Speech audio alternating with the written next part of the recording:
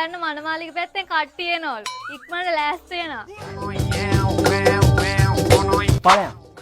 ඉතින් රාජමාතාවට කියපන්.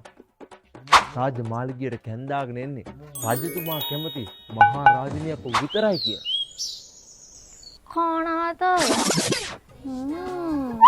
රාජතුමා මේ බව පවසන විත්තිය රාජමාතාව මට කලින්ම පැවසුවා. එහෙනම් රාජමාලිගයට වෙන බිසෝරු කැන්දාගෙන එන්නේ එපා කියලා. රාජමාතාව පැවසුවා තනියම ගෑනු හොයාගන්න කලින් තේ බීපු කෝප්පේ ඇඳුඩ තියෙන යට කලිසම් ටික හොදලා දාන්න කියලා. අනේ යකෝ! මේ රජතුමායි කුමාරිකාවයි දෙන්නම් මේ වරෙන් මේ ගෑස් කරලා දාන්න. මම ඔතට එන්න කලින්